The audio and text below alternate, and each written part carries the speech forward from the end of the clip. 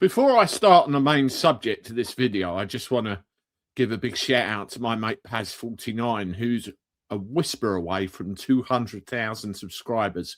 He may have got it by now, who knows, but absolutely well deserved, mate. You worked hard for it, and I'm glad it's come. Hopefully I won't be far behind you, but you never know, stranger things have happened. Anyway, back to it. We know the results of Rupert Lowe's grooming gang inquiry. We know the results of the research, the hours of information gathering that's been done around that inquiry. We know pretty much who is responsible for quite a high level of, let's face it, the most atrocious acts carried out by one human being to another, if you can call the perpetrators human beings, and I include those that may have known what was going on. You know, calling them human, I don't think so. I'm very cut and dried. If you've done this, you're punished for this. If anybody that you know knew what was going on and didn't act, they should be punished for this as well, in that you should have your right to be in this country removed, and you should be removed. Not put in a English prison. You should be removed back to your country of origin, or if that's not possible, somewhere else. That is my view on it. You've completely and utterly misplaced the trust that this country has put on you.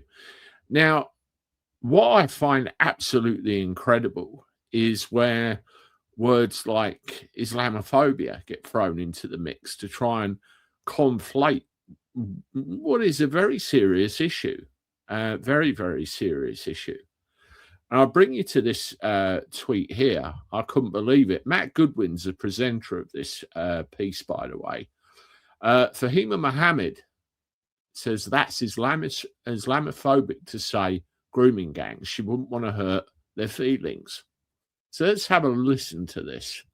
And obviously you can see what you make of it exactly. I think that the Islamophobia definition was not really created by Muslims. It was a British think tank at the time, and to adopt that is only to basically take away from the fact that if there are any anti-Muslim hate, to associate that with the criminal acts. Now, the APPG definition does not take away us discussing any criminal activity. It just takes away the fact that we do not associate these criminal activities with an entire community and group. That's what it really does. Can I just read you a piece from this guidance? Because it's a very important issue. You know, we're going to have this debate over free speech. The problem is, and I'll play the rest of it in a minute, she says that, you can't effectively tag an entire sector of the population with this horrible, dirty brush that they're being tarred with. But that's the way people will see it. She mentions the British, and I hold them responsible for an awful lot of this, allowing this into the country, allowing this to perpetrate in the country, allowing it to go on in the country, and more overly, not stamping on it and dealing with it as hard as possible once it's been discovered. It's been going on for years, and by God, it probably still is going on. Free expression. And I'm just going to read it to you. It says, as such, the recourse to the notion of free speech and a supposed right to criticize Islam results in nothing more than another subtle form of anti-Muslim racism, whereby the criticism humiliates, marginalizes, and stigmatizes Muslims. One real-life example of this concerns the issue of grooming gangs.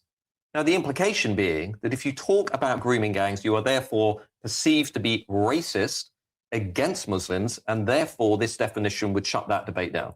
No, because anyone with really having a criminal act, doing anything wrong against the law, should be obviously spoken about. But if you're going to put a microscope on a particular group and only talk about where they come from, when actually there are other social issues that impact the fact that they are actually doing what they're doing, instead of just highlighting. There is a thing in psychology called, sort of distinction of discourse, okay?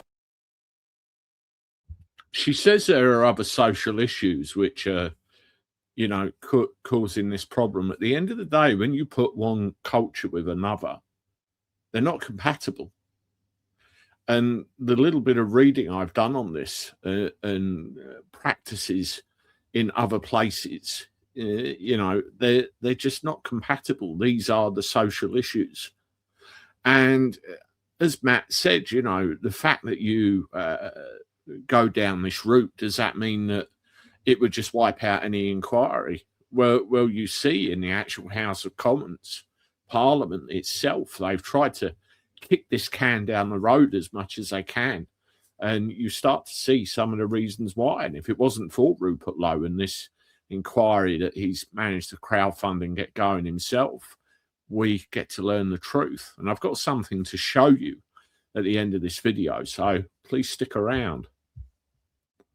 Analysis, discourse analysis. You know that. You're an academic. When we do research, when there's propaganda in media, we highlight certain words, certain things in order to do that. So can I ask a question on that? Just for example, if we were living under this definition of Islamophobia, which may well be adopted by the Labour government, how would the debate over the rape gangs have happened? Because presumably people will have said, well, under this definition, you cannot have a national debate linking rape gangs to Pakistani Muslim communities, even though they are disproportionately more likely to be within Pakistani Muslim communities. Well, I think because we're also making it in a micro sort of conversation, it is much more wider than just calling out their ethnicity, community and background. I'm not from the Pakistani background, okay? And I am a Muslim. So I also don't want to be seen in a particular way because even Muslims ourselves believe differently. So if you're going to just say Islam and Muslims in grooming gangs, you are actually going to incite, you know, a whole community. It's better to say, yes, they do come from this background, but there's also issues. I work with the Ministry of Justice. I work in the grassroots,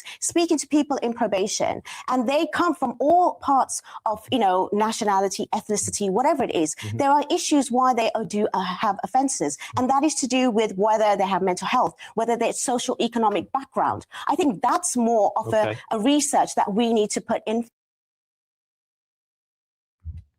This is typical.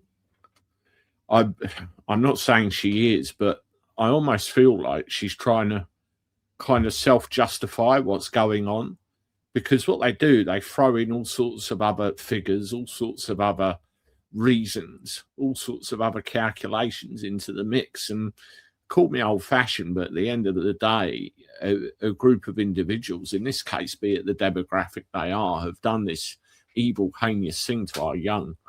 And it needs to be dealt with. And the heartbreaking thing is that if the perpetrators of these acts weren't what we're discussing, then, you know, this conversation would be null and void. That's the horrifying thing.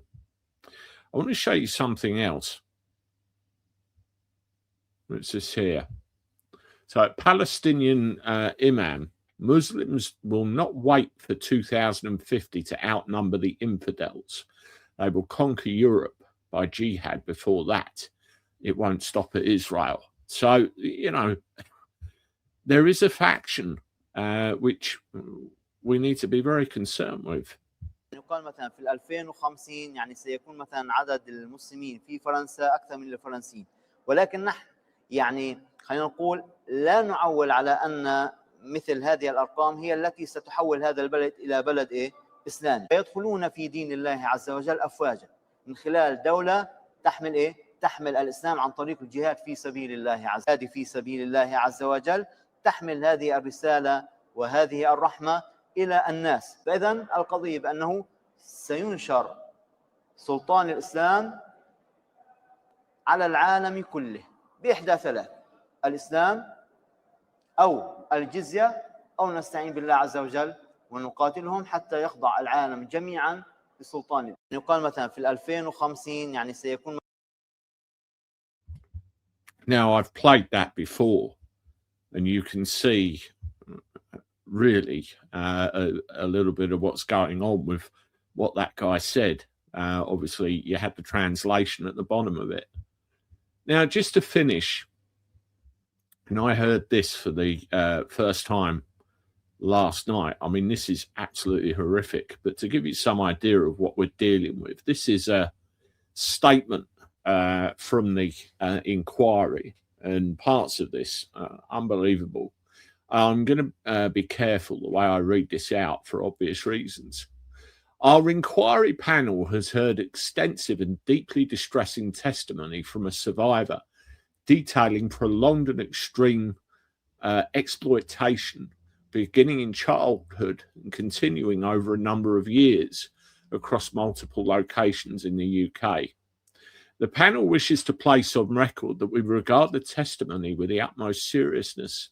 The survivor has provided detailed, consistent and specific evidence over an extended period of engagement with our inquiry. They will remain anonymous and they are safe.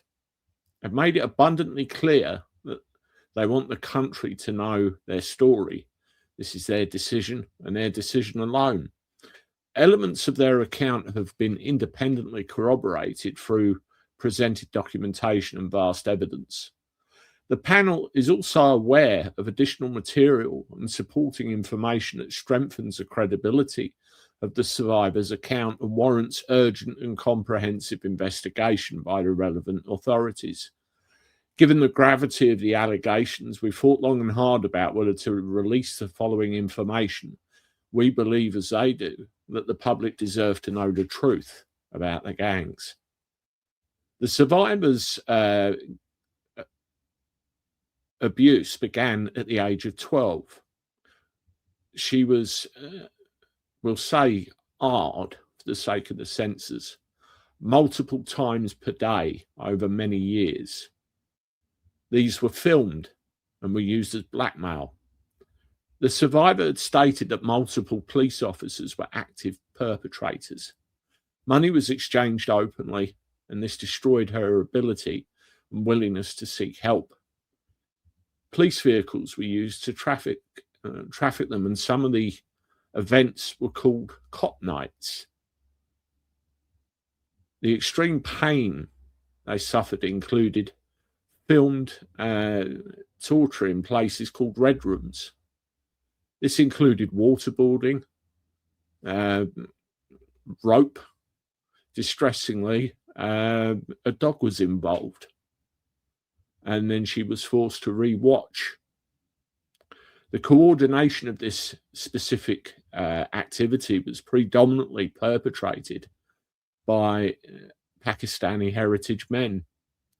During this specific period, she witnessed at least 3 girls were unalived, one of whom was allegedly so as a punishment because she spoke to the police. Agencies made a number of referrals to the National Referral Mechanism. She referred positive grounds in 2018, but was not made aware of this status until 2021. She finally received conclusive grounds in 2023. The survivor is understandably wary of reporting the matter to the police, so the panel is seeking an urgent meeting with the Home Secretary, including the survivor, to ensure that government is fully apprised of the seriousness of this evidence and to discuss the immediate steps required to ensure their protection, to preserve evidence and to secure justice. Our overriding priority is the safety and the pursuit of truth and justice without fear or favour. We believe, along with the survivor, that the British people deserve to finally know what's been inflicted on innocent young girls in British towns and cities for many decades. Primarily, this is working class English girls. And you heard it then. You heard things like police and you heard things like the word torture. Now, I'm going to say again, the Criminal Justice Act 1988, Section 134, torture, that allows for any public official that either took part in, had knowledge of, and did nothing about it to be punished, convicted. If you're convicted, it's a life sentence without parole. They need to start talking about it. They need to start learning the mechanisms they can use to put these bastards away where they belong. Unthinkable. Let me know what you think in the comments. As always, hit the like button, subscribe to the channel, share my stuff. I'll talk to you soon. Toodaloo.